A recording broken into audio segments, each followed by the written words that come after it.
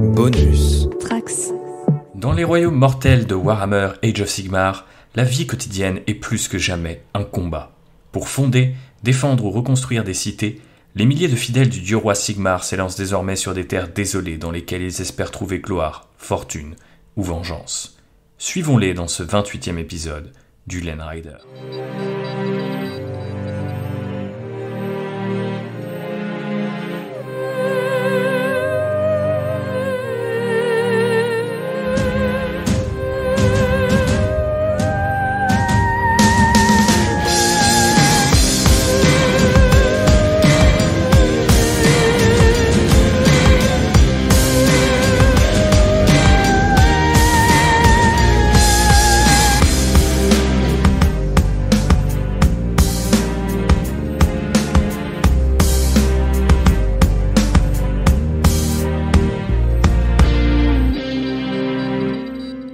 Bonjour à toutes et à tous, bienvenue dans ce nouvel épisode. Voilà bien longtemps que nous n'avions pas consacré une émission à Warhammer Age of Sigmar, je m'en excuse, mais je dois dire que j'avais quand même les yeux rivés sur cette gamme qu'on appelle les cités de Sigmar depuis un moment déjà, d'autant qu'elle va nous permettre, vous allez le voir, de faire apparaître pas mal de contradictions qui sont assez intéressantes. Mais avant de parler de tout ça, je vous propose de plonger dans le fluff, le lore, le background de ces fameuses cités de Sigmar, mesdames et messieurs.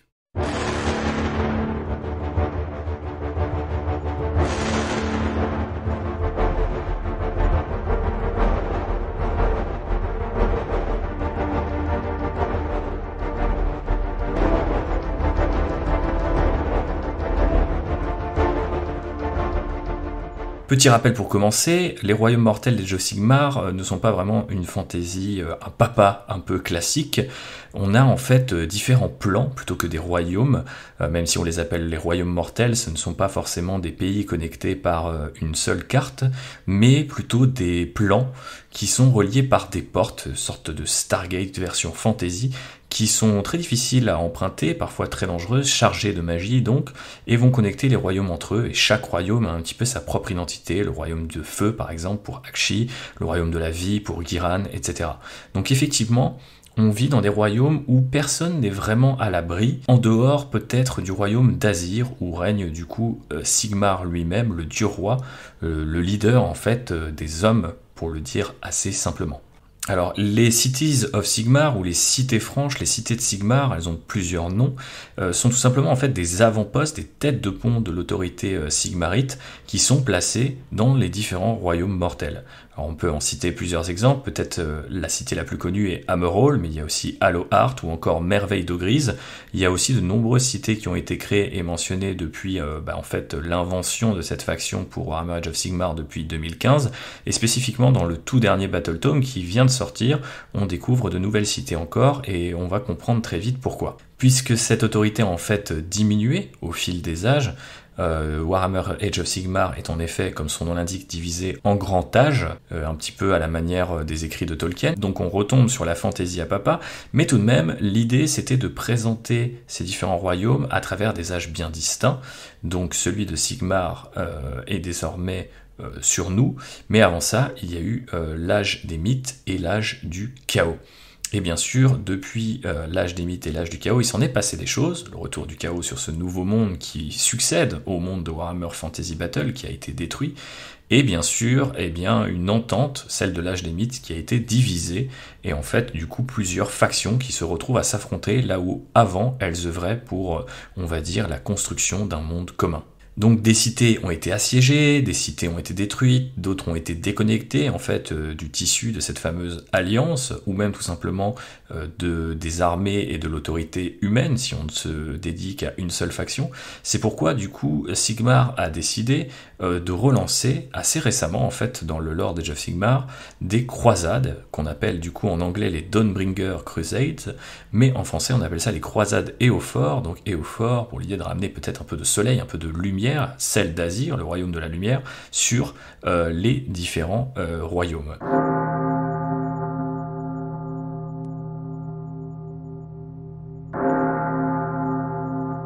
Alors bien évidemment, ces croisades ont un certain nombre d'objectifs. Le premier d'entre eux est forcément fonder de nouvelles cités, mais ça pourrait également être renforcer certaines cités, ou même œuvrer à les relier entre elles. Dans tous les cas, ces croisades zéophores démarrent toujours en fanfare, assez littéralement, puisque du coup on a de la musique, on a des bannières, on a un public qui assiste au départ de tous les croisés, et donc des milliers de civils, de soldats et de mercenaires, parfois par exemple les caradrons, donc ces espèces de nains du ciel qui œuvrent dans leurs navires volants, vont être des mercenaires qui vont volontairement accompagner les croisades pour se faire un petit peu d'argent sur le côté,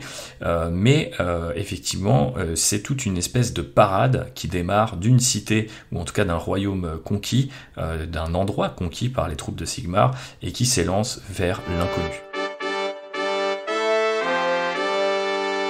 Tout ça, bien entendu, va attirer l'attention de nombreux ennemis, puisqu'il y a là l'occasion de mettre la main sur un butin, de tester sa force, ou tout simplement d'enrayer une future invasion. Mais cette idée d'invasion, elle peut aussi se retrouver chez de potentiels alliés, qui pourraient voir d'un mauvais œil ces fameuses troupes arriver sur leur territoire et potentiellement s'y installer. C'est le cas notamment, on nous le dit dans le lore récent de Age of Sigmar, des Sylvanettes, donc ces elfes des bois qui sont des alliés des humains et de Sigmar, mais qui pourraient peut-être être un petit peu réticents à faire passer ces énormes croisades à travers leur forêt et à travers leur bois, simplement parce que le bois va être utilisé peut-être pour renforcer la croisade, mais aussi parce que il est fort possible que certains humains considèrent que telle ou telle clairière ferait une superbe future cité, et donc il y a des tensions qui se forment aussi bien auprès des nombreux ennemis, que ce soit les forces de la destruction, comme par exemple les Oruk, ou des forces du chaos en maraude, que des alliés, notamment les elfes. D'autant que ces croisades ne se composent pas uniquement de troupes à pied, de cavaliers et de différentes caravanes, mais aussi d'îles flottantes tenues par la magie qui contiennent des ressources en tout genre nécessaires au bon fonctionnement de la croisade. On pourrait par exemple citer l'Aqualite, donc qui malgré son nom n'est pas un Pokémon, mais bien une sorte d'île flottante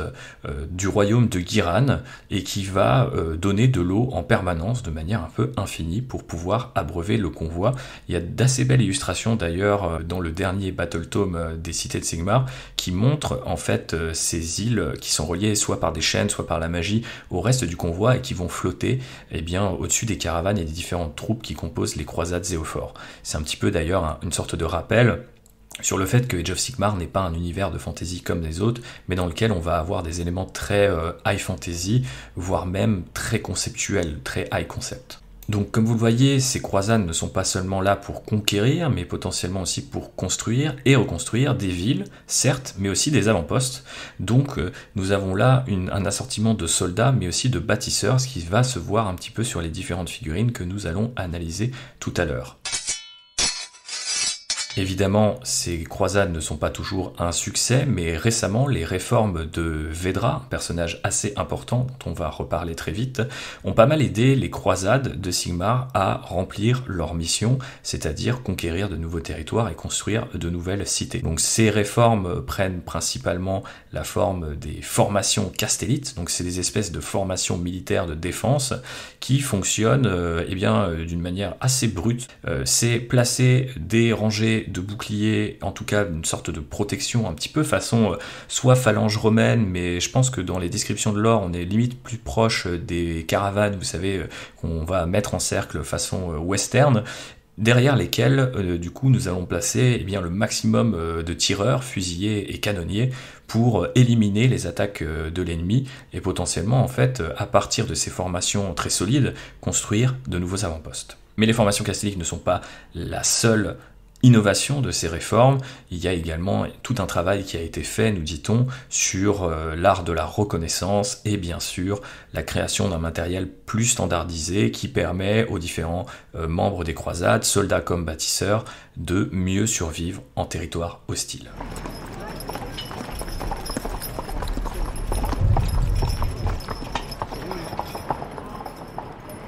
Puisque nous parlions des différents membres de ces croisades, parlons de ce qui les réunit toutes et tous. Donc effectivement, femmes et hommes, jeunes et vieux, pauvres et riches, c'est la pièce de Malleus, ou simplement le Malleus, qui est porté par tous les membres de la croisade. Alors, c'est une sorte de petite pièce dans laquelle il n'y a absolument pas de magie, et il n'y a même d'ailleurs pas de valeur intrinsèque dans cette pièce, au-delà du pur symbole, le symbole d'un pacte avec Sigmar dans cette mission sacrée d'étendre ses royaumes. Tous les porteurs de la pièce sont inscrits dans ce qu'on appelle l'ordre de Valoris, qui du coup va servir non seulement à renseigner qui est parti dans les royaumes mortels pour cette sainte mission qui est de créer de nouvelles cités, mais également qui a peut-être disparu au combat pour essayer d'accomplir cette mission. Et donc l'ordre entretient quelque part une relation avec le reste des familles qui potentiellement sont restées dans des royaumes ou des cités elles-mêmes plus sûres. Alors la plupart de ces croisés choisissent de partir volontairement puisque Sigmar se veut un dieu assez bon, une sorte de figure paternelle malgré ses défauts, mais on sait que certains peuvent être motivés par d'autres choses. Alors parfois, ce sont des cultes religieux très actifs dans les royaumes contrôlés par Sigmar qui vont faire office de propagande, et notamment le culte de la Grande Roue dont on reparlera tout à l'heure. Mais en réalité, au-delà de la foi ou de la motivation propre à chacun, il peut y arriver quelques accidents, et après une nuit de biture, on peut se réveiller avec une pièce de Malleus dans notre poche, où on peut même, nous dit-on, la forcer à des criminels qui, plutôt que de purger leur peine, pourraient partir en tant que croisés, peut-être laver leur honneur et défendre les royaumes. Heureusement, même dans un monde aussi hostile que celui des Age of Sigmar, ces accidents ne représentent pas la majorité des cas, et la plupart du temps, la perspective de faire fortune, ou simplement d'obtenir vengeance, suffisent. À noter d'ailleurs, par rapport à ce qu'on disait sur l'ordre Valoris plus tôt, les pièces sont renvoyées à la famille en cas de décès, mais comme vous l'imaginez, les royaumes mortels étant ce qu'ils sont, c'est parfois impossible, et la pièce peut être avalée en même temps que votre cadavre par un gros monstre, perdu au combat, etc., etc.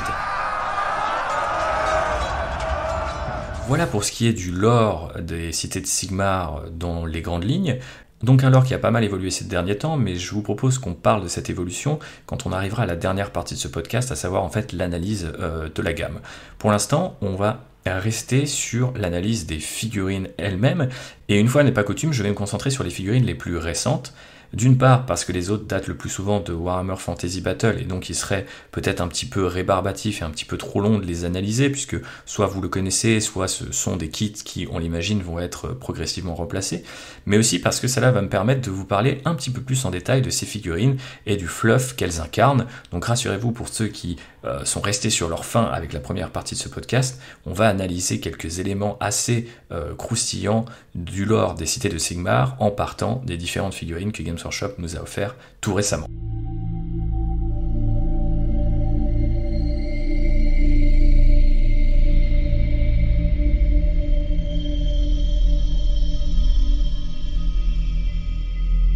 Et à tout seigneur, tout honneur, comme dit un certain youtubeur wargamer, commençons cette analyse de figurines par Thalia Verda, la lionne de l'Aride, à savoir la grande pièce de cette nouvelle gamme citée de Sigmar, et donc c'est cette espèce d'anti-héroïne sur son énorme manticore que vous avez forcément pu croiser sur les réseaux sociaux ou sur le site de Games Workshop si vous avez un petit peu suivi l'actualité de Age of Sigmar ces derniers mois. Alors, cette manticore spécifiquement d'ailleurs s'appelle Infernacre en français, je crois qu'en anglais c'est Infernadine, donc ils ont légèrement corrigé le nom pour la petite anecdote, mais revenons plutôt sur sa cavalière, donc Thalia Verda, qui vient de la partie Aqshy d'Amerol. Alors Amerol, on en parlait tout à l'heure, c'est peut-être la cité de Sigmar la plus connue. Ce qui est assez intéressant, c'est qu'elle est fondée sur l'une des portes qui, je vous l'expliquais tout à l'heure, réunissent les royaumes. Donc en fait, elle est partagée entre deux royaumes, avec la cité au milieu de ces deux royaumes, et qui divise donc la ville en deux.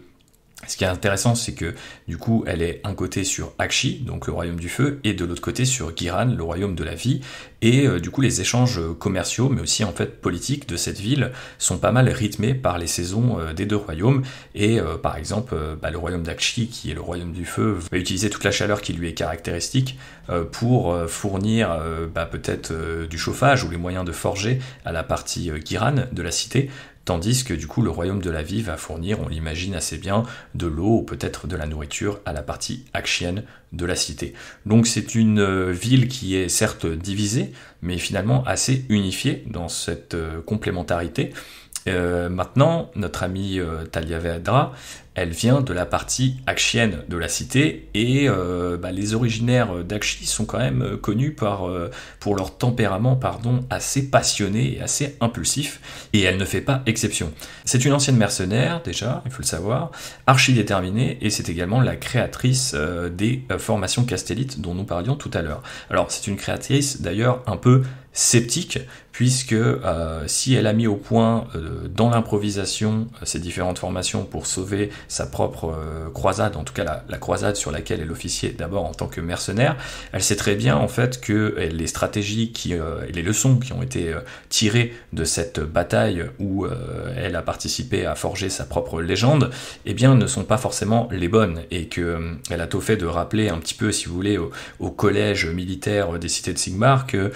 ces techniques ont peut-être fonctionné pour elle sur ce terrain-là spécifiquement, mais pourraient bien ne pas fonctionner dans d'autres royaumes ou face à d'autres adversaires. Et donc elle est un petit peu, si vous voulez, déçue qu'on retienne de ses efforts quelque chose d'assez finalement limité. Mais passons sur les formations castolites, revenons plutôt sur Vedra elle-même. Il faut savoir que du coup c'est une piètre politicienne, on peut l'imaginer assez facilement, puisque du coup c'est quelqu'un d'assez direct, d'assez impulsif, mais du coup d'assez droit, et justement elle a déjoué pas moins de 4 conspirations contre sa propre cité. Alors je ne vais pas détailler les 4 conspirateurs spécifiquement ici, mais sachez que leurs têtes momifiées apparaissent sur l'espèce de trône qui est monté sur sa manticore, et donc sont derrière elle, et qu'elle les utilise donc comme symbole. Les symboles d'ailleurs, elle en porte un paquet, puisqu'elle a également utilisé les armes de ses ennemis contre ses propres adversaires, et cela représente en fait les différentes options d'armes qu'on trouve dans ce magnifique kit plastique. Je ne crois pas qu'elle soit représentée en jeu, mais pour des simples raisons esthétiques et lore, vous pouvez équiper Vedra avec l'une des armes de ces 4 conspirateurs, donc vous avez 4 options d'armes pour représenter les différents conspirateurs défaits par la lionne de l'Aride, ce qui est plutôt stylé. Et on sent du coup très bien que notre amie Talia ne déconne pas, et qu'il ne vaut mieux pas essayer de la trahir, ni elle, ni la cité qu'elle défend. Alors c'est une pièce centrale, très impressionnante, forcément vraiment typique des Age of Sigmar, mais ce qui est assez intéressant, c'est que je crois qu'elle réussit là où beaucoup d'autres pièces échouent.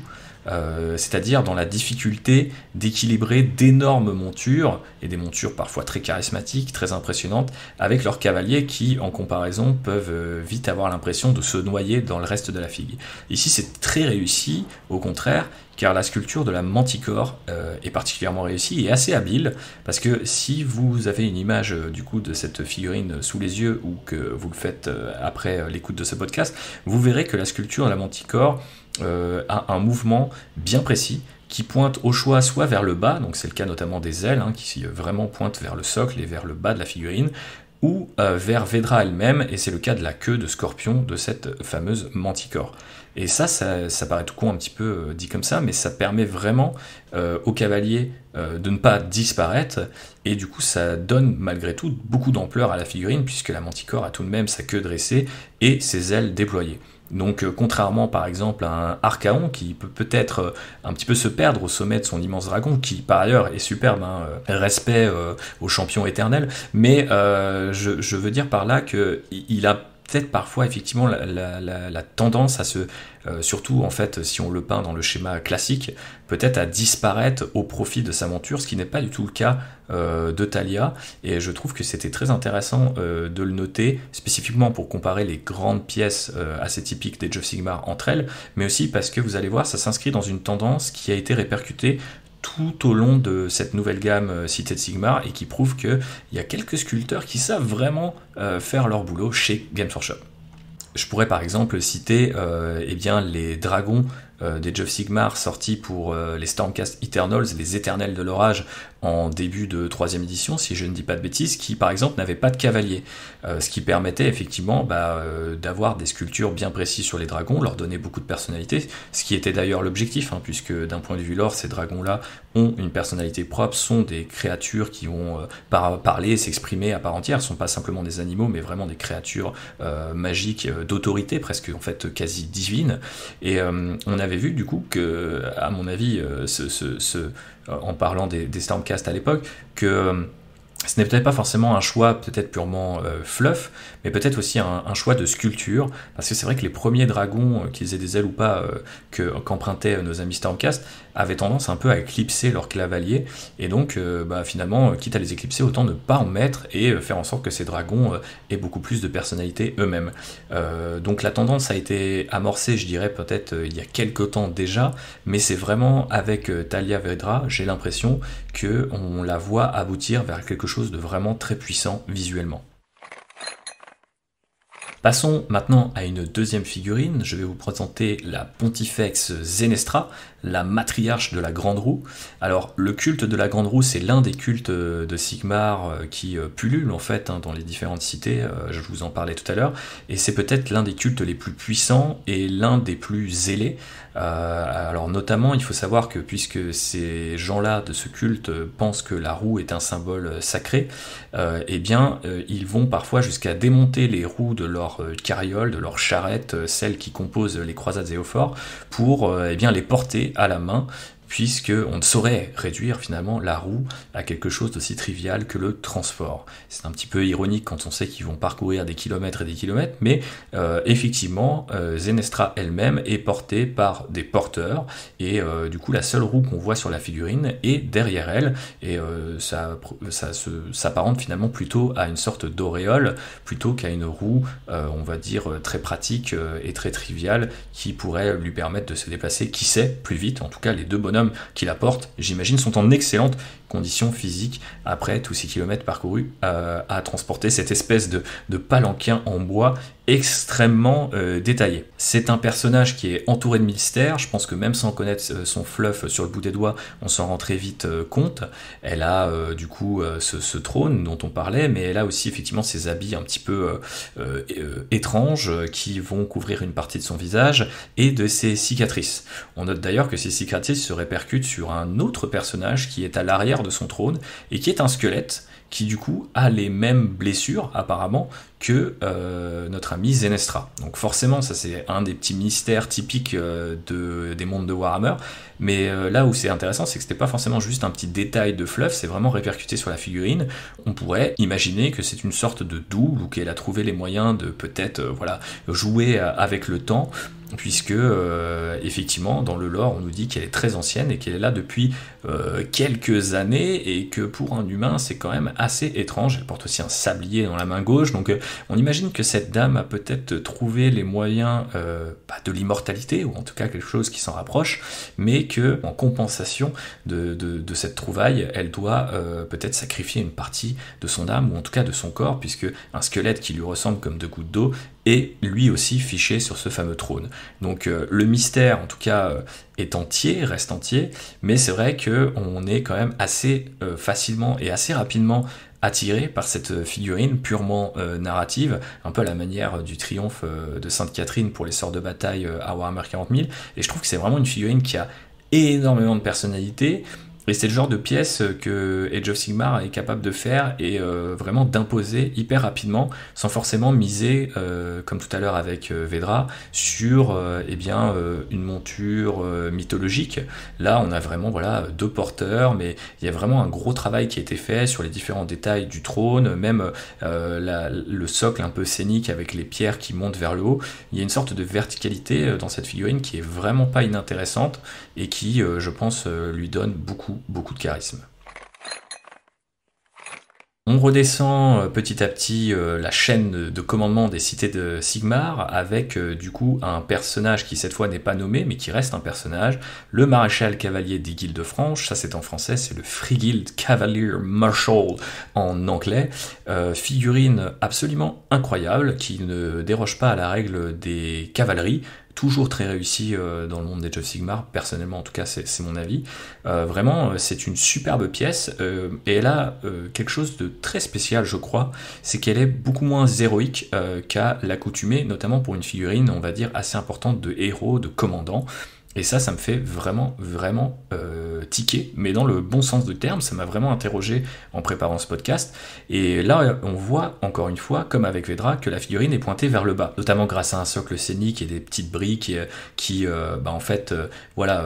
pousse le cheval à descendre un petit peu, on a l'impression de son socle, mais mine de rien, il n'y a pas que ça, il y a aussi l'épée qui pointe vers le bas, il y a les bannières et la cape qui flottent au vent, certes, mais dans une direction qui, encore une fois, pointe plutôt vers le socle plutôt que vers les cieux, et c'est très inhabituel pour des figurines Warhammer qui, souvent, on a en tête ce Space Marine avec l'épée levée vers le ciel, on a ces figurines qui chargent le pistolet dans les airs ou la grenade à la main. Là, c'est pas du tout le cas, on a vraiment une figurine qui se rapproche limite plus d'un tableau. Elle a l'air assez immobile, cette figurine, mais dans le bon sens du terme. Je sais que j'utilise pas mal de termes qui pourraient peut-être ne pas vous donner envie, mais je la trouve assez extraordinaire de ce côté-là,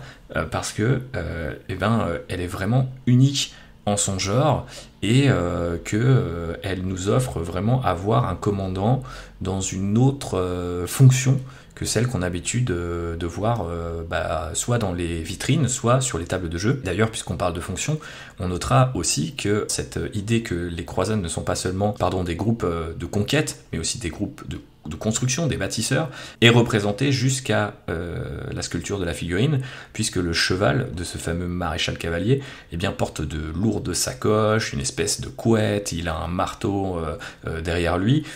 Donc on sent vraiment qu'il y a aussi quelque chose de l'ordre de la logistique qui s'incarne dans cette figurine, et c'est peut-être ma figurine préférée de cette gamme City of Sigmar nouvelle génération. Et pour être tout à fait honnête avec vous, je me demande si elle pourrait pas faire une belle base pour une conversion d'un seigneur solaire Léontus pour la garde impériale. En tout cas, retenez que ce cavalier maréchal s'intègre dans cette dynamique peut-être un petit peu moins héroïque qu'on va apercevoir dans d'autres kits de cette nouvelle gamme Cité de Sigmar. Poursuivons avec les héros de cette gamme, avec un duo. Donc le maréchal des Guildes-Franches et son estafette reliquaire, assez intéressant comme kit, puisque c'est un kit avec 2 petites figurines qui du coup nous permet d'assembler des personnages non nommés mais avec quelques options. Donc casque-ou-non, marteau, épée, pistolet. On a quelques variantes d'assemblage qui sont plutôt bien senties et qui changent suffisamment l'identité de ces différents commandants pour que vous puissiez peut-être en acheter un ou deux sans forcément assembler 2 fois la même figurine. Moi j'ai énormément de sympathie pour ces kits de personnages non nommés avec option, qui me renvoient forcément au Capitaine Space Marine en plastique, le premier qui avait toutes ces petites options. Il y avait la même chose pour l'Empire à Warhammer Fantasy Battle. C'est très sympa de revoir un kit à peu près équivalent à Age of Sigmar, et effectivement là aussi on voit une nouvelle fois ce côté logistique, parce que il a un marteau, alors certes ça s'appelle Warhammer, c'est sans doute un marteau de guerre, mais on peut imaginer qu'il sert autant à détruire qu'à bâtir, ce qui serait plutôt sympa. Et effectivement on a un kit qui globalement représente assez bien cette nouvelle gamme, tout en étant plutôt réminiscent de ce qu'on pouvait trouver dans l'Empire de Warhammer Fantasy Battle. Je poursuis avec le kit de corps de commandement des Guildes-Franches, le Free Guild Command Corps, une unité qui déborde simplement de personnalité. Pour moi, peut-être l'un des mélanges les plus réussis entre Warhammer Fantasy Battle, qu'on a mentionné par 2 fois, et Age of Sigmar. Et pourquoi? Alors parce que il y a énormément en fait de figurines dans ce kit. Il y a quand même 6 personnages qui, je pense, ont un niveau de détail et une personnalité qui n'a rien à envier à des personnages nommés. Mais on voit bien que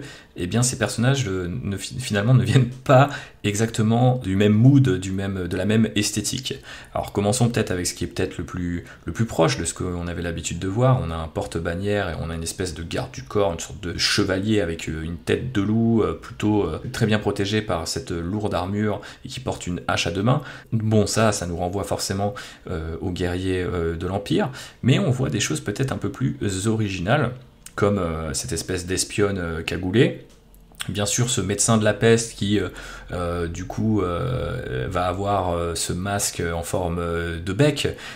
des gants, une scie de chirurgien et plein de petits détails assez gore. En tout cas, on imagine que quand ce monsieur vient vous aider, c'est pas forcément pour vous faire que du bien. Il y a effectivement quelque chose d'assez malsain dans cette figurine qui nous rappelle peut-être plus à de la dark fantasy. Et puis après, on revient finalement à de la high fantasy assez typique d'Age of Sigmar, avec une sorte de sorcier, accompagné d'un petit squelette qui joue du pipeau, littéralement. Il a un petit instrument de musique, il est assis sur une sorte de tronc d'arbre, sur une branche, et puis alors que ce prêtre ou ce sorcier utilise l'encens contenu dans son encensoir, on imagine que le squelette peut-être va guérir les âmes des morts, ou les guider vers l'au-delà, ou peut-être les inciter à revenir dans le corps d'un blessé alors que le chirurgien s'occupe d'eux. Il y a vraiment une personnalité de ouf en fait dans cette figurine double. C'est assez rare d'ailleurs d'avoir deux personnages sur le même socle, mais là c'est vraiment le cas. Et puis le côté high fantasy continue avec le petit Gargolian ou Gargolian, je ne sais jamais vraiment comment on prononce. C'est ces créatures qui sont disséminées à travers toute la gamme des cités de Sigmar qu'on analyse aujourd'hui. Vous allez voir qu'il y a plein de bestioles plus ou moins fantastiques, qui rappellent un petit peu celles qu'on peut trouver sur des manuscrits du Moyen-Âge ou des choses comme ça. Donc des petits dragons, des petits gargouilles, mais aussi des personnages un peu plus bizarres, genre juste une tête avec des petites chaussures, on a, je crois, une coquille d'escargot qui a des petites jambes. Voilà, en fait, on ne sait pas exactement ce que sont ces créatures. Il y a une interview de Phil Kelly qui, si je dis pas de bêtises, est un peu le lead writer pour tout ce qui est background et lore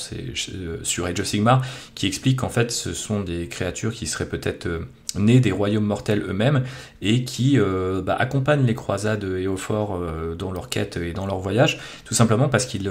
seraient un petit peu l'énergie némésis du chaos, on va dire une sorte de soubresaut de vie qui déteste en fait le chaos qui forcément vient la déranger, la bousculer et la détruire. Et donc on imagine que tous nos croisés partent au combat ou en tout cas au travail accompagnés de ces différentes créatures.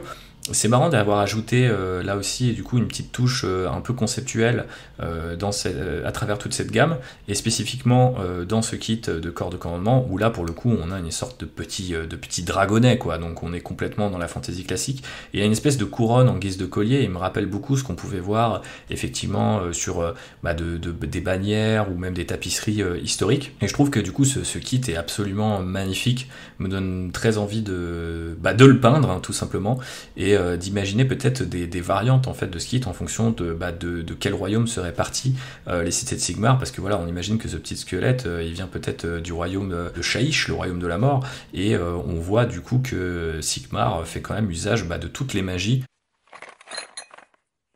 On continue avec un avant-dernier personnage, c'est le Forge-Guerre Alchimite, ou le Alchemite Warforger. Donc ça c'est un personnage non nommé, cette fois c'est un seul socle, une seule figurine, un bonhomme assez musclé, un forgeron qui porte un gros tabard de cuir, qui est visiblement au combat. Et on parlait de la magie des royaumes, lui maîtrise la magie de Shamon, le royaume du métal, et donc il a une espèce de chaudron gravé de runes. Et du coup il est en train, il est au charbon le mec, il bosse, et du coup là aussi cette figurine représente je trouve assez bien la synthèse des deux univers, Warhammer Fantasy Battle d'un côté, parce qu'on sait forcément que l'Empire, il y avait tout ce côté machine de guerre, chevalier, artisanat, voire même début d'industrie, avec les tanks à vapeur et puis un certain nombre d'armures ou de canons, donc je pense qu'effectivement ces forges-guerres sont assez importants pour les cités de Sigmar, mais le côté runique, la silhouette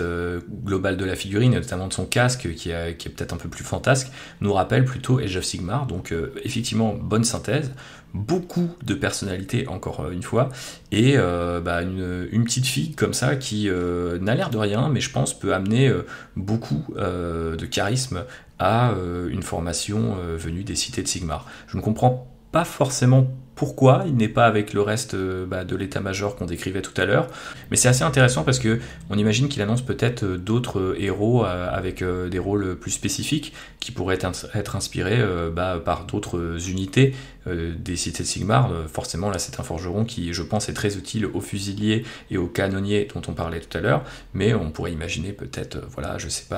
des magiciens qui utilisent la magie de Ghiran pour éclaircir l'ombre des forêts, pour servir la reconnaissance des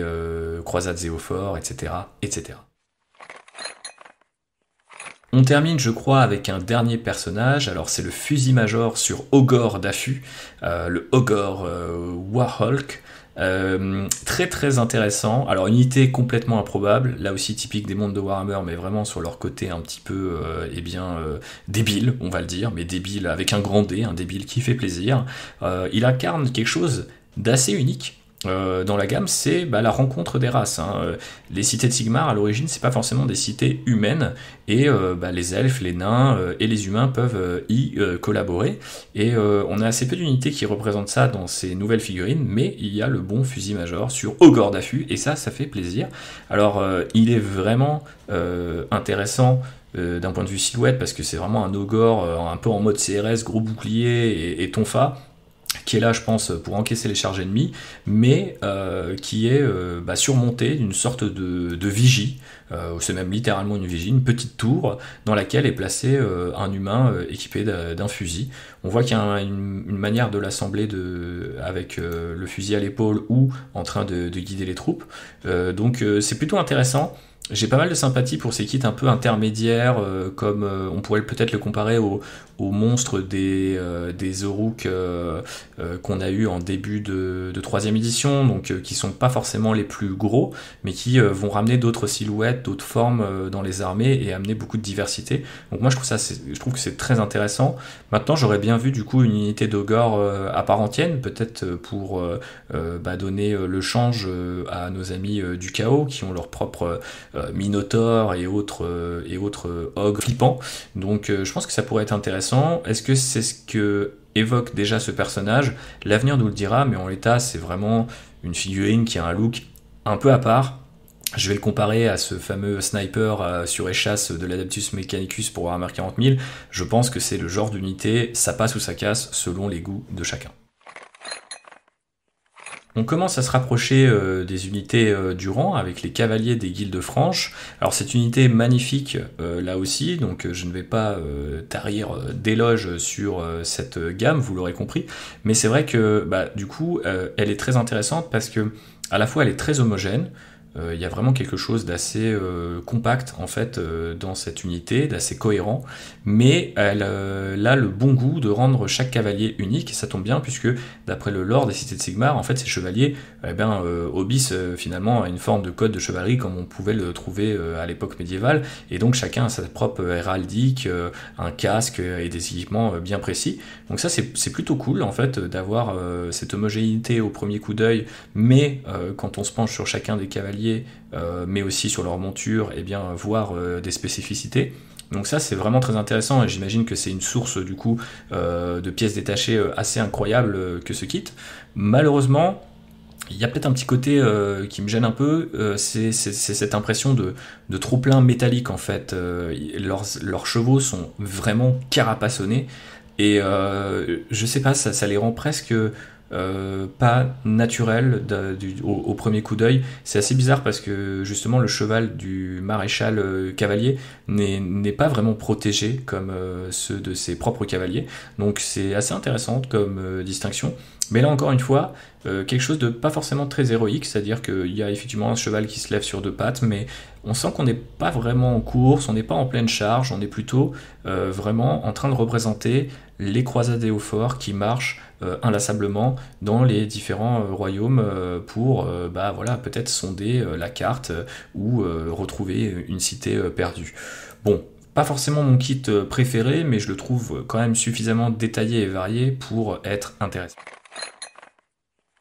Cette fois, on arrive aux piétons et on va commencer avec les fusiliers des Guildes Franches, fusiliers dont on vous parle beaucoup décidément dans ce podcast puisqu'ils sont partie intégrante des formations Castellite dont je vous parlais tout à l'heure, et effectivement on les repère du premier coup d'œil. Tout simplement parce que ils ont ces espèces de boucliers qui sont, comme tous les boucliers de la gamme, faits de deux textures bien différentes. On a des planches de bois, et puis de l'autre côté, ou en tout cas au sommet de ces planches, on va avoir des espèces du fer forgé, on pourrait dire, assez bien décoré, hein. Du coup, c'est pas juste deux bouts de fer qui vont tenir les planches entre elles. On sent que chaque bouclier a un petit peu une forme et une héraldique spécifique, ce qui laisse entendre en fait que même si c'est un artisanat tourné vers la guerre et qui s'est standardisé, il y a quand même encore quelques petites variations qui font plaisir et qui, je pense, quand vous faites une armée comme celle-ci, qui va vous demander beaucoup de piétons, va vous permettre de varier un petit peu les plaisirs et de pas peindre 50 fois le même bouclier. Je pense que les joueurs Stormcast savent de quoi je parle. Mais bref, c'est une unité qui est plutôt intéressante visuellement parce que à la fois elle est très proche de l'Empire et en même temps c'est pas du tout les fusils qu'on avait, les arquebuses qu'on pouvait voir dans Warhammer Fantasy Battle et qui se rapprochaient beaucoup de celles de la Renaissance. Là on a des espèces de petits canons à main et le combo avec les boucliers rappelle autant des unités peut-être chinoises ou japonaise à l'époque médiévale, et peut-être un peu moins des unités européennes. Il y a un mélange qui, je trouve, est assez intéressant. J'ai honnêtement du mal à dire si ce kit est compliqué à assembler et à peindre, parce que avoir un bouclier à quelques centimètres de son porteur, ça paraît assez compliqué en fait de manœuvrer le pinceau entre les deux. Donc c'est une unité qui me fait peur de ce point de vue là, mais qui en tout cas je trouve a vraiment un super charme, et je pense qu'elle mérite des points bonus pour ce pauvre homme qui lui ne porte ni bouclier ni fusilier, mais les munitions de l'unité, et qu'on imagine courir entre les différentes unités pour les ravitailler. Ça c'est le genre de petits détails un peu logistiques qui sont chers à mon cœur de garde impériale, et qui je trouve ramènent beaucoup de personnalité à ce kit spécifiquement. Après on pourrait aussi mentionner les torches et les bannières qu'on voit sur ces différents boucliers, qui encore une fois prennent un peu la même direction que les bannières ou la cape du maréchal cavalier.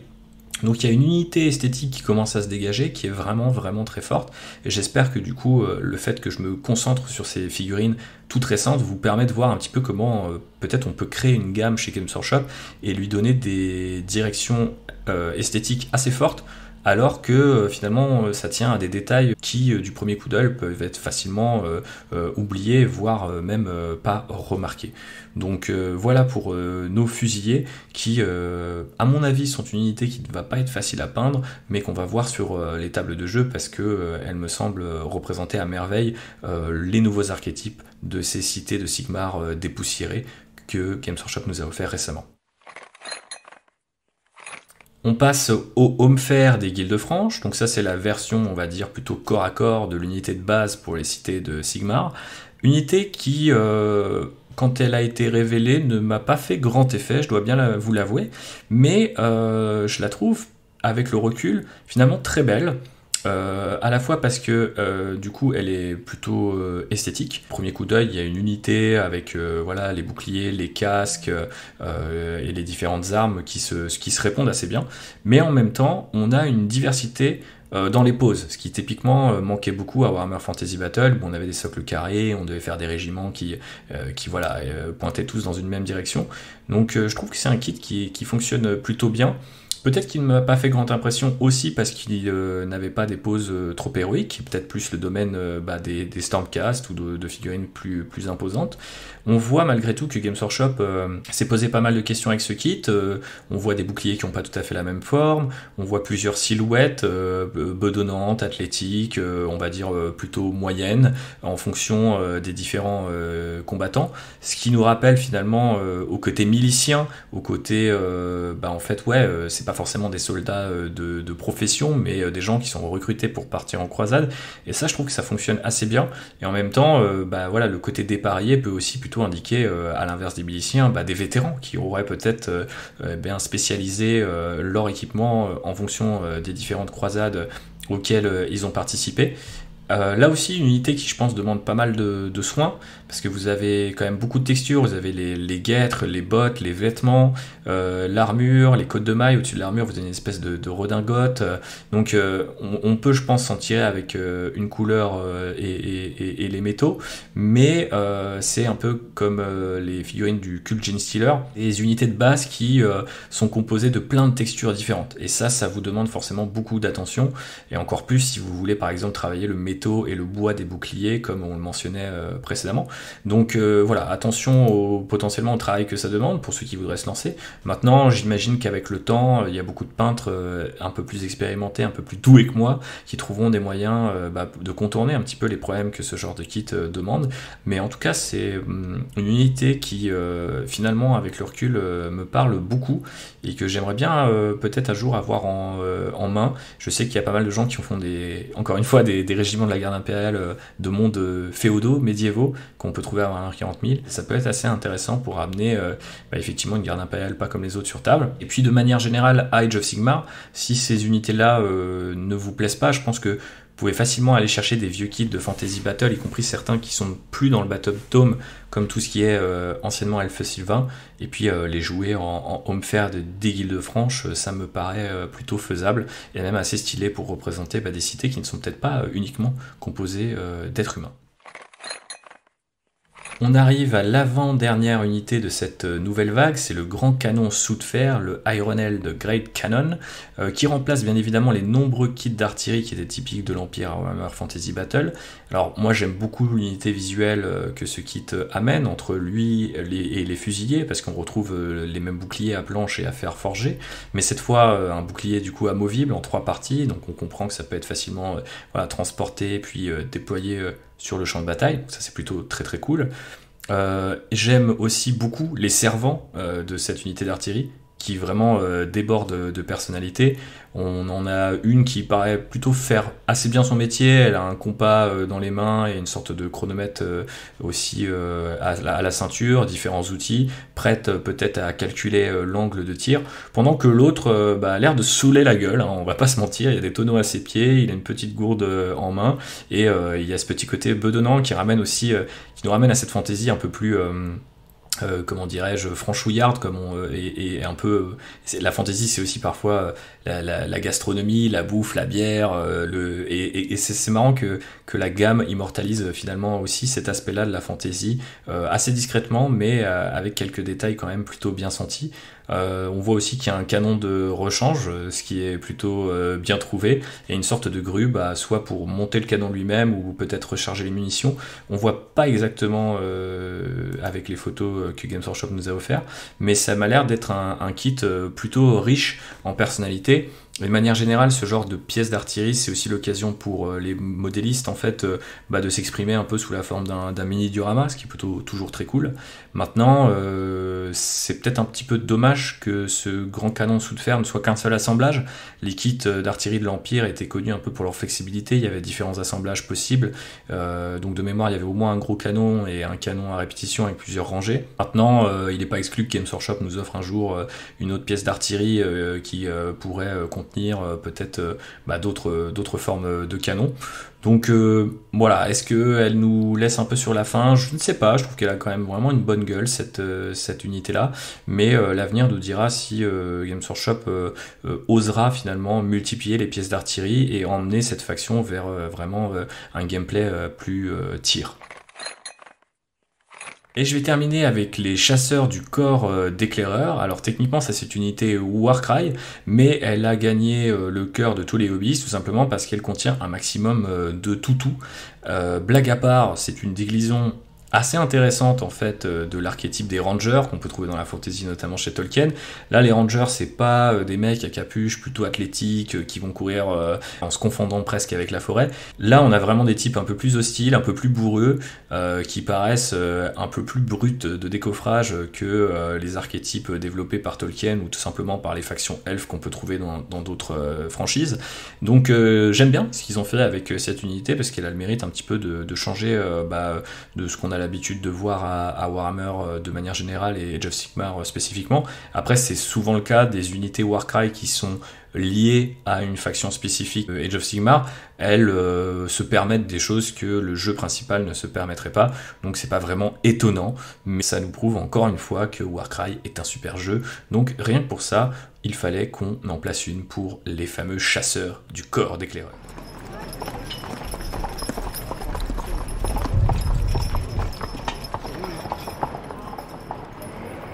Voilà, c'était donc l'analyse des figurines elles-mêmes. Maintenant, je vais vous proposer de passer à l'analyse de la gamme dans son ensemble, en essayant un petit peu de parler des figues, certes, mais aussi du lore et potentiellement peut-être du jeu, même si c'est une faction que je n'ai pas encore jouée sur table, et ce n'est peut-être pas près d'arriver, puisque je n'ai aucune figurine parmi celles que je viens de vous mentionner. Je me suis simplement basé sur les photos et sur mon appréciation personnelle de ces nouveaux kits. Mais parlons un petit peu de ce qui a changé pour les cités de Sigmar. Et une nouvelle fois, puisque je suis tout seul, plutôt que de débattre, je vais vous simplement proposer de discuter de la gamme autour d'un certain nombre de points clés. Et vous me direz en commentaire de ce podcast et puis par la suite ce que vous en pensez de ces différents points clés. Et comme ça, on pourra avoir finalement, entre nous, une conversation quant à l'intérêt et l'évolution de cette gamme. Mon premier point, c'était un certain retour au vieux monde de Warhammer Fantasy Battle. Alors c'est quelque chose que je voulais déjà aborder quand j'avais la chance d'avoir JB à mes côtés. Donc je crois qu'on l'a déjà mentionné plusieurs fois, qu'on voulait vous faire peut-être un épisode là-dessus. En tout cas, je vais en parler déjà maintenant. Je ne sais pas si ça mériterait un épisode entier, mais c'est vrai que cette gamme Cité de Sigmar, elle incarne tout particulièrement un retour vers des archétypes qui sont plutôt ceux de Warhammer Fantasy Battle. Alors c'est pas forcément propre aux cités de Sigmar, parce que on voit par exemple que les Soul Blight ramènent énormément d'unités et d'éléments esthétiques et du vocabulaire visuel des contes vampires de Warhammer Fantasy Battle. On pourrait aussi parler du retour des Saurus également. Donc ce n'est pas forcément typique des cités de Sigmar, mais c'est peut-être la gamme qui l'incarne le mieux, ce retour à une fantasy peut-être un peu plus proche de celle du premier finalement monde de Warhammer.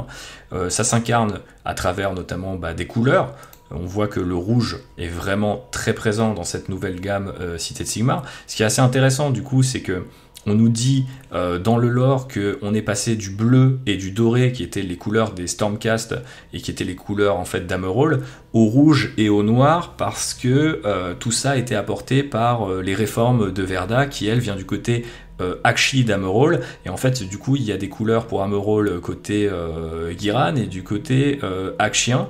C'est assez intéressant de le voir comme ça. Je pense que c'est aussi une justification de l'or qui a été amenée pour permettre aux hobbyistes de, s'ils le veulent, continuer de peindre leur cité de Sigmar plutôt aux couleurs des Stormcast, et donc en fait les ancrer peut-être dans les 2 premières éditions plutôt que dans cette nouvelle édition. Mais c'est assez intéressant de remarquer que du coup il y a potentiellement des unités militaires dans le monde de Age of Sigmar qui ne partagent pas du tout le même uniforme, simplement parce que la gamme a évolué esthétiquement. On en parlait dans notre dernier épisode avec les Tyrannides qui d'une édition à l'autre ont souvent changé de couleur, mais là c'est le cas pour les cités de Sigmar qui n'avaient pas forcément un schéma de couleur préétabli, mais c'est vrai qu'on voyait quand même pas mal d'unités, et notamment des vieilles unités de Fantasy Battle qui avaient été peints en bleu et en doré, en hommage du coup à la première représentation de la cité d'Amerol. Maintenant on le voit aussi à travers les archétypes. Du coup, il y a l'artillerie qui est très présente, les fusiliers, et forcément tout ça nous rappelle joyeusement au monde de Warhammer Fantasy Battle. Alors certes, on a listé quelques détails plus typiques d'Age of Sigmar,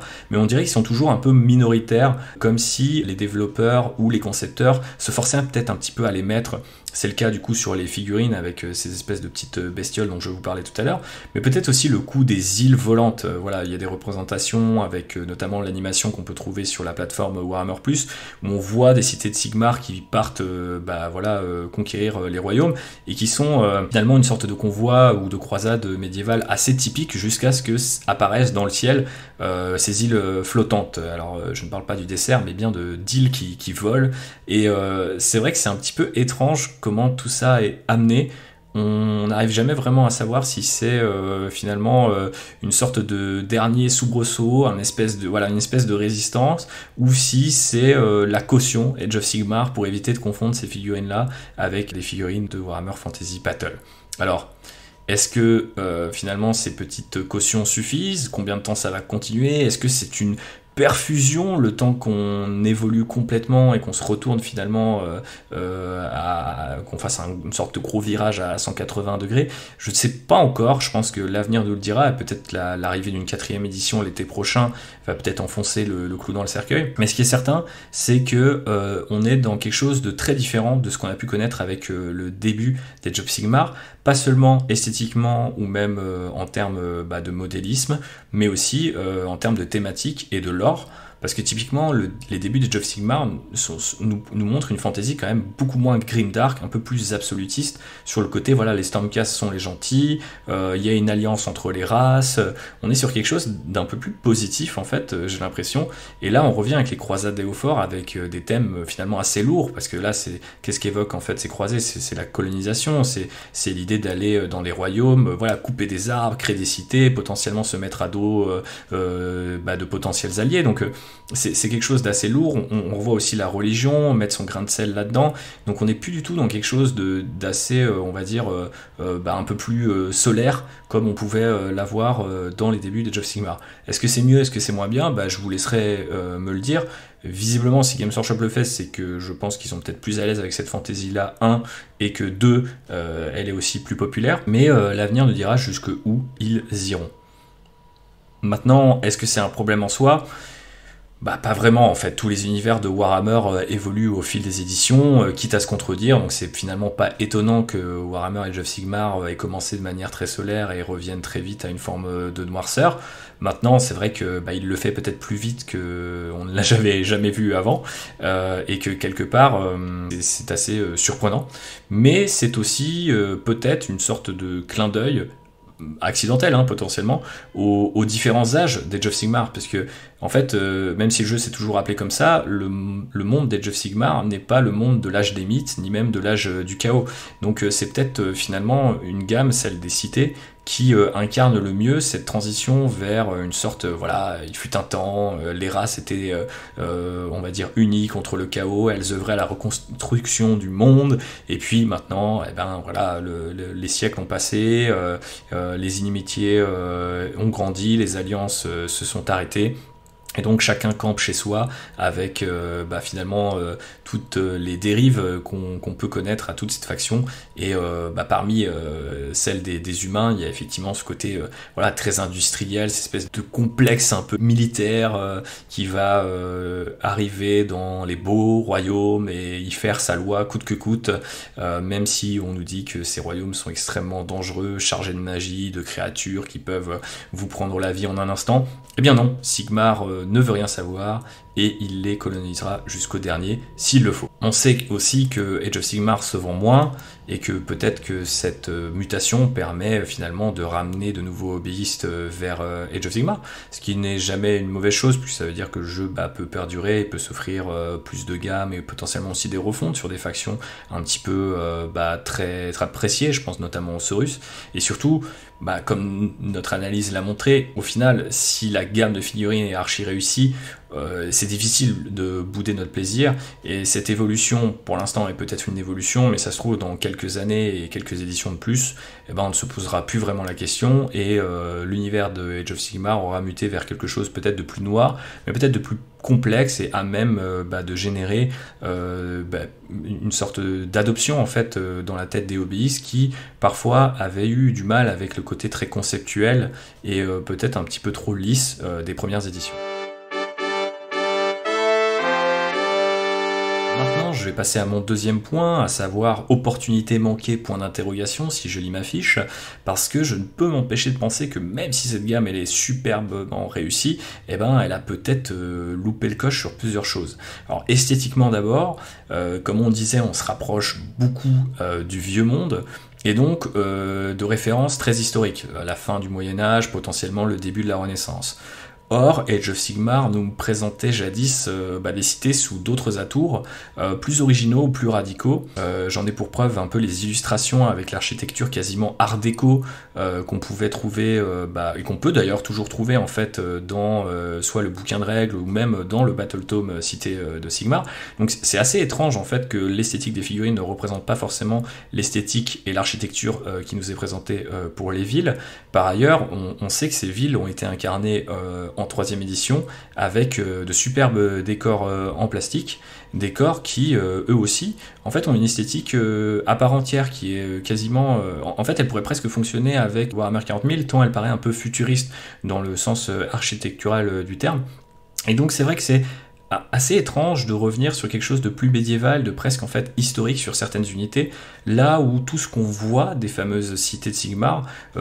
pointe dans une direction tout à fait différente. Je pourrais même aussi citer les références antiques, puisqu'on parlait de Moyen-Âge et de Renaissance. Bon, bah, les Stormcast, ils cumulent des références au Moyen-Âge, certes, mais aussi à l'Antiquité, et ça, c'est quelque chose qui est complètement absent de la gamme Cité de Sigmar, qui pourtant, bah, du coup, va être souvent escorté, protégé par les Stormcast qui, bah, parfois, ont leur propre garnison, ou même sont basés dans des cités de Sigmar. Donc il y a quelque chose d'assez étrange là-dessus. Après, ça peut se comprendre, peut-être que Games Workshop ne voulait pas entretenir deux gammes qui esthétiquement auraient été trop proches, mais moi, vraiment, j'aurais payé cher pour voir ce qu'une unité d'humains dans l'esthétique un peu plus originale, un peu plus proche des Stormcast, aurait pu donner. Au final, on en est très vite retourné vers quelque chose d'assez conventionnel, très réussi mais conventionnel, et je peux pas m'empêcher de penser que c'est peut-être un petit peu dommage. La gamme a peut-être manqué aussi d'opportunités d'un point de vue thématique, puisque à l'origine, cette faction des cités de Sigmar, elle illustre à merveille l'alliance entre les peuples qui ont survécu au monde de Warhammer Fantasy Battle et ont essayé d'œuvrer ensemble pour créer un monde qui leur servirait presque de bien commun. Alors évidemment, le principe de Warhammer, ça a toujours été de, quel que soit l'univers, de passer de l'utopie à la dystopie, pardon. Mais c'est vrai que on avait là un Battle Tome qui permettait de recycler plusieurs gammes de Warhammer Fantasy Battle qui peu à peu en fait disparaissaient du monde d'Age of Sigmar, mais on sait que c'était aussi quelque part quelque chose d'unique et que ça offrait une opportunité aux joueurs de jouer des armées qui nous permettaient de mixer les factions, les espèces, les races entre elles, et ça c'est quand même quelque chose d'assez unique. Alors on peut comprendre pourquoi Games Workshop au fil des années se débarrasse petit à petit des références venues de Warhammer Fantasy Battle, mais ce que je ne comprends pas, c'est à ce moment-là pourquoi ne pas avoir créé la première faction multirace d'Age of Sigmar. Parce que bon, ça n'existait pas à Warhammer Fantasy Battle, mais c'était peut-être un bon moyen justement de se distinguer de ce qu'était par exemple l'Empire, et puis aussi de rejouer, de réincarner, de réinterpréter des archétypes un petit peu typiques, les elfes sylvains, les hauts elfes, les elfes noirs, et même bien sûr les nains. En fait, tous ces créatures, ces factions-là, elles étaient présentes dans le Battle Tome, et on aurait très bien pu imaginer par exemple une unité de fusiliers où il y avait des fusiliers humains, nains, ou même peut-être des fusiliers elfes pour faire quelque chose de plus original que l'énième archer elfique super balèze. Mais ça n'a pas vraiment été fait. Alors la question est de savoir vraiment pourquoi. Bon, on imagine que c'est peut-être un peu plus compliqué d'avoir des moules où on a différentes silhouettes, mais le contre-exemple à ça c'est Warcry, où on voit des unités où il peut avoir parfois des guerriers du chaos humain, mais aussi un homme bête, et un nain, et un ogre, etc. Et je trouve que justement c'est ce qui amène beaucoup de saveur à Warcry, mais peut-être que c'est aussi la chasse gardée de ce jeu-là, et que Games Workshop ne veut pas trop que les jeux se ressemblent, aussi en termes de kit, pour éviter peut-être qu'il y ait trop de compatibilité, ou même qu'ils soient confondus entre eux. Donc ça c'est potentiellement une voire deux pistes d'explication. Et puis l'autre c'est peut-être le jeu compétitif qui on sait prend de plus en plus de place dans les considérations de Games Workshop, et effectivement ça peut peut-être être embêtant de par exemple mesurer une ligne de vue quand une unité est à moitié composée de nains et à moitié composée d'hommes. Mais j'ai envie de croire que ça ne pèse pas encore à ce point en fait dans les décisions de Games Workshop. Alors je suis peut-être un petit peu naïf, mais je me dis que c'est vraiment une opportunité loupée que de ne pas avoir créé, donné naissance même en fait à une gamme multifaction qui aurait pu vraiment illustrer, incarner l'entente entre différents peuples, et puis pourquoi pas dépoussiérer un certain nombre d'archétypes de fantasy. Alors est-ce qu'il y a encore de l'espoir ? J'imagine que oui, car on sent que de toute façon ce n'est qu'une question de temps avant qu'un certain nombre de factions, ou en tout cas de kits issus de Warhammer Fantasy Battle disparaissent. Je pense qu'ils ne vont pas disparaître sans être remplacés, puisque c'est un petit peu la technique habituelle pour Games Workshop. au moins par des figurines qui leur ressembleront, ou en tout cas qui seront basées de près ou de loin sur un certain nombre d'archétypes. Donc peut-être qu'une deuxième vague pourrait me faire mentir, par exemple en proposant, effectivement on parlait de nouvelles artilleries tout à l'heure, on pourrait imaginer des canons nains, d'autres tireurs qui seraient peut-être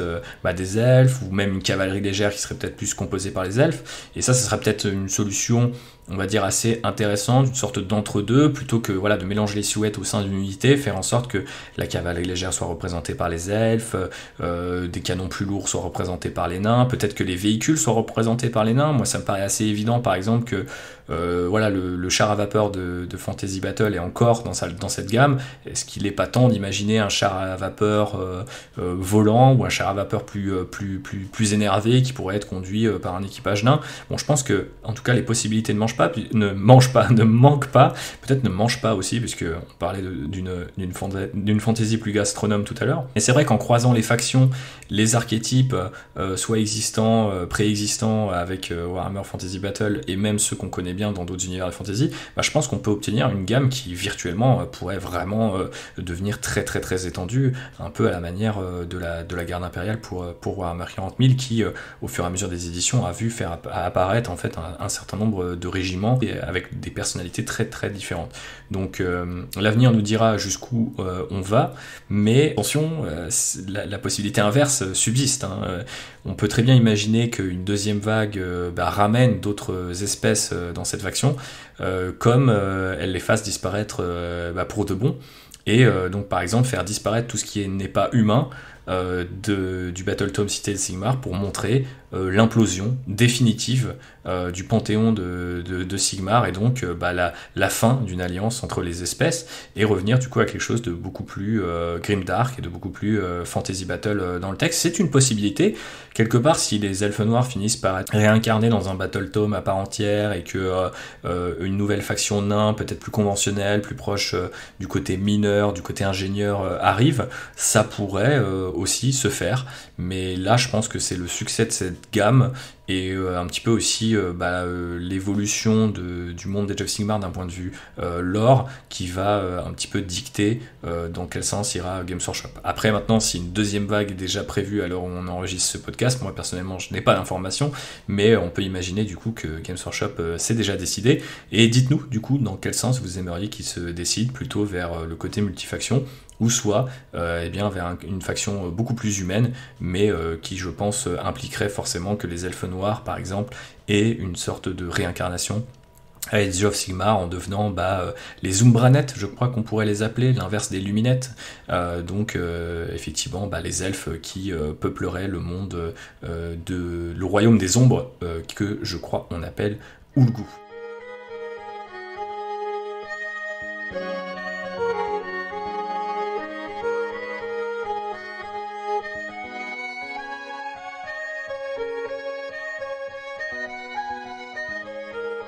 En somme, les cités de Sigmar, elles ont un petit peu le même problème que la gamme Astra Militarum à Warhammer 40 000. Alors, ne croyez pas que, encore une fois, je fasse mon fanboy. Je m'explique, c'est une gamme, dans les deux cas, qui est unique, mais à qui on charge de représenter une multitude. Et par ailleurs, c'est une gamme, dans les deux cas, encore une fois, qui est éclatée entre plusieurs âges, plusieurs éditions, et qui donc va peiner à rassembler autour d'un centre, qui généralement est composé de figurines plus récentes. Pour Warhammer 40 000 et la garde impériale, ce sont les Cadiens récemment refait l'année dernière sous forme de kits plastiques beaucoup plus modernes, beaucoup plus accessibles aussi. Et pour nos amis les cités de Sigmar, ce sont ces nouveaux kits d'humains que nous venons d'analyser. L'avenir nous dira donc où iront les cités, qui en soi, franchement, je pense qu'on l'aura compris, et qu'on sera, à mon avis, tous d'accord, font partie des meilleures figurines d'Age of Sigmar, tout en étant profondément décevante en fait par rapport à la promesse initiale de cet univers, notamment d'un point de vue background. C'est paradoxal donc, mais ce qui est paradoxal est très Warhammer, et donc en ce sens, les cités de Sigmar ont déjà trouvé leur place dans ce qui est le deuxième jeu de Games Workshop. Merci d'avoir écouté le podcast jusque-là. C'est un petit peu plus long que je l'aurais imaginé, mais j'espère que cette analyse peut-être un peu plus poussée au niveau notamment des figurines vous aura plu.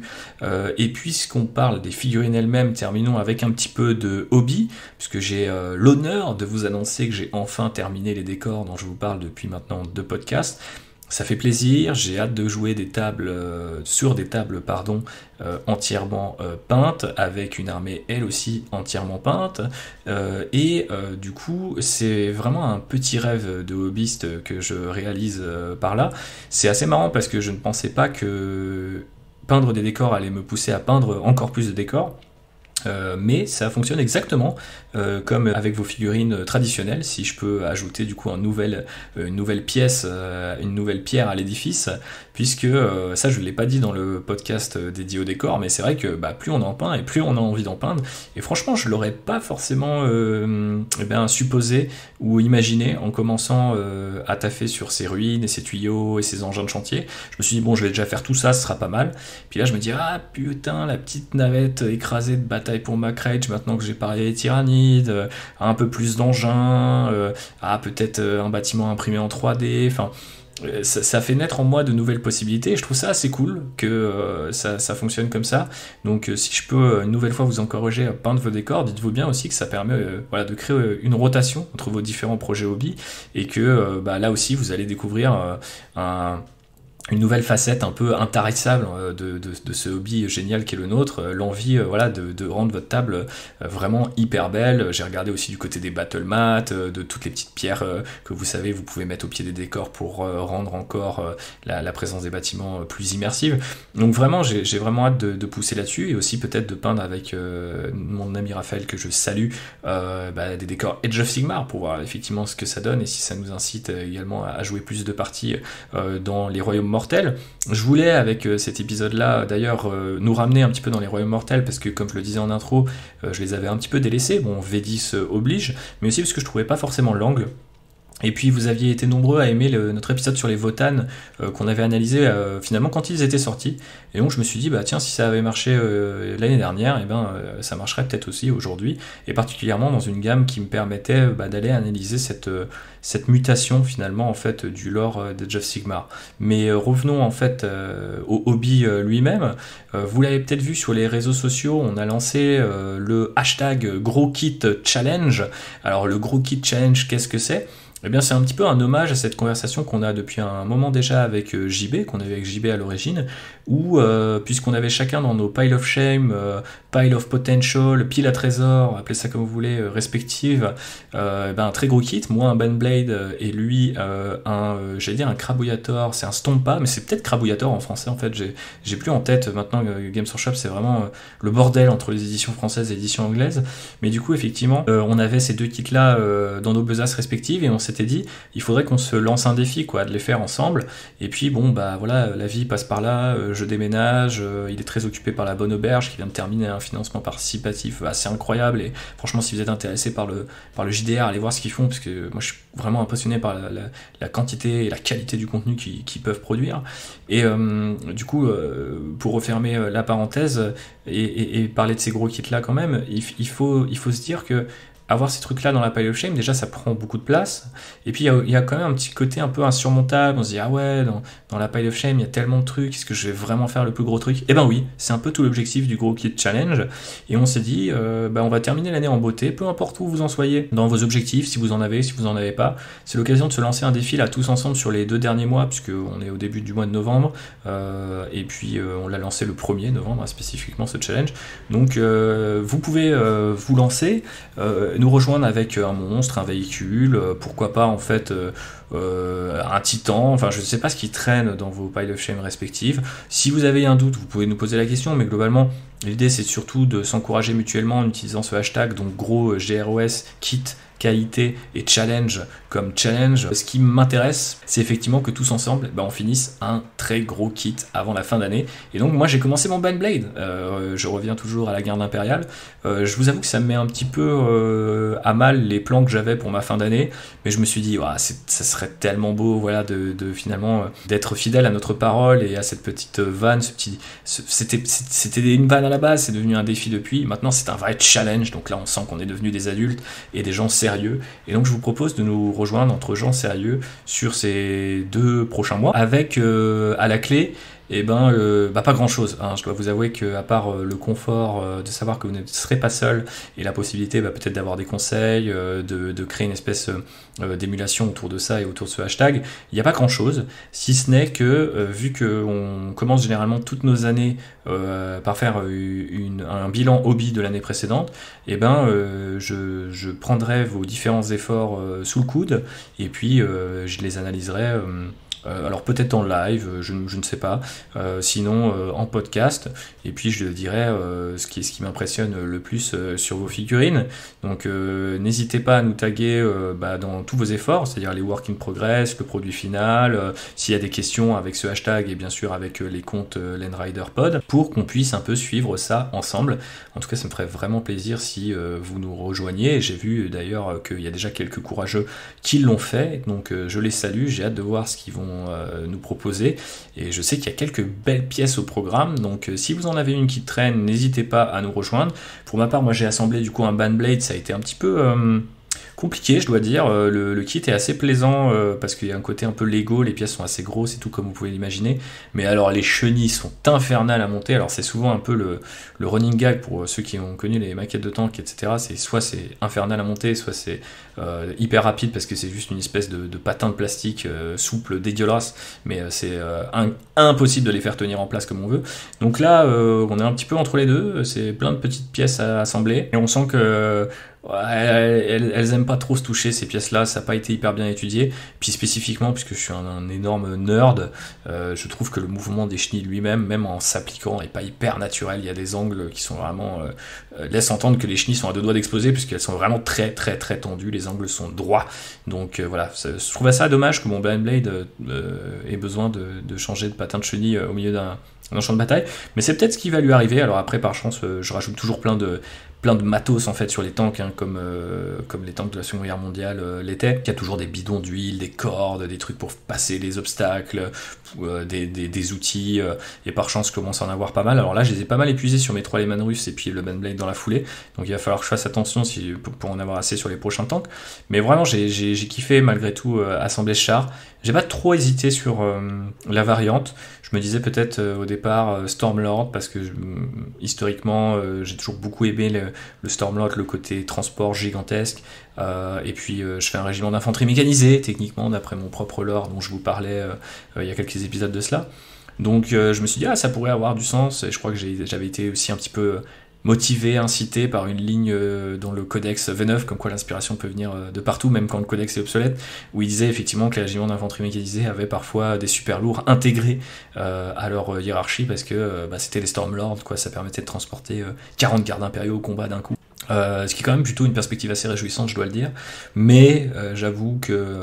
par rapport à Dawn of War 1 et 2, par rapport au look assez iconique du Bandblade, ce côté super lourd, la quantité de tourelles assez astronomique, j'avais vraiment envie de commencer par la base, et peut-être que si j'en fais un deuxième un jour, ça sera un Stormlord ou un Shadow Sword. J'aime bien aussi le côté chasseur de chars immense, là, je trouve qu'il a vraiment une silhouette de balade. Comme toujours, on se dit quand on fait un gros kit comme ça, c'est bon, ça suffira, puis en fait, ça nous donne des idées, ce hobby est un véritable poison. Mais ça, si vous m'écoutez et si vous m'avez écouté jusque-là, vous le savez déjà. Donc je vais abréger, et je vais vous remercier d'avoir écouté ce qui est pas loin d'1 heure et demie de podcast. Je suis assez content de moi de l'avoir fait comme ça sur cette faction. J'espère que ça vous plaira. J'en profite pour vous remercier toutes et tous vous qui m'avez fait beaucoup de retours suite à mes questions sur la baisse d'audience, la qualité peut-être du son, la qualité du contenu, etc. J'ai l'impression que vous étiez quand même tous chauds pour que ça continue et que potentiellement ça continue dans des directions assez inattendues. Et donc je vous fais un petit teaser là pour terminer. Après 2 podcasts finalement assez conventionnels, présentation des tyrannides puis des cités de Sigmar, le prochain codex il sera le prochain codex carrément. Ça y est, le mec fait des rumeurs dans ses podcasts. Non, le prochain épisode sera très cher à mon cœur et très spécifique, très personnel, mais un peu la manière de celui qu'on a fait sur le fluff. J'ai du mal à dire combien de temps il durera par contre. J'ai encore un petit peu de recherche à faire sur celui-là, mais j'espère que le rythme vous satisfait. Et donc, encore une fois, si vous avez apprécié ce podcast ou vous appréciez Len Rider de manière générale, suivez-nous sur les réseaux sociaux, repartagez cet épisode, parlez-en autour de vous, dans vos clubs, dans vos associations, dans vos boutiques, participez au Gros Kit Challenge, c'est aussi un moyen de nous mettre en avant. Et puis, si vous voulez aller plus loin, mon livre Warhammer 40 000, dans les méandres de Warhammer 40 000, Sculpter la guerre, toujours disponible chez Ford Edition. Donc si vous débarquez et que vous n'avez pas suivi, eh bien sachez que c'est une analyse finalement assez proche de ce qu'on vient de faire là spécifiquement sur les cités de Sigmar, sauf que c'est pas sur le monde d'Age of Sigmar, c'est sur le monde de Warhammer 40 000, son l'évolution de 87, la première édition à nos jours, figurines, lore, tout y passe. Faites-vous plaisir, ça me ferait en tout cas moi très chaud au cœur de pouvoir compter sur votre soutien à l'approche des fêtes, pourquoi pas, peut-être que c'est un beau cadeau à glisser sous le sapin.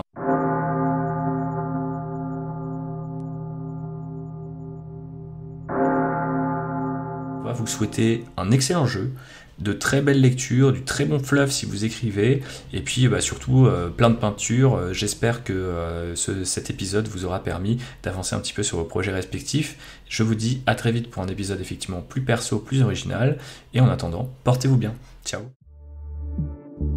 Bonus Trax. Alerte rouge pour tous les fans de Star Trek. Pour avoir des analyses détaillées sur chacun des épisodes des nouvelles séries Star Trek, écoutez Le Cadran Pop, un podcast qui analyse tout Star Trek, à commencer par tous les épisodes des séries récentes. On parle aussi des films et de plein d'autres choses. Alors si vous voulez vivre longtemps et prospérer, écoutez Le Cadran Pop sur toutes les applications de podcast via le flux du coin pop. Et vous pourrez aussi vous téléporter sur notre site internet podcast.lecadranpop.fr.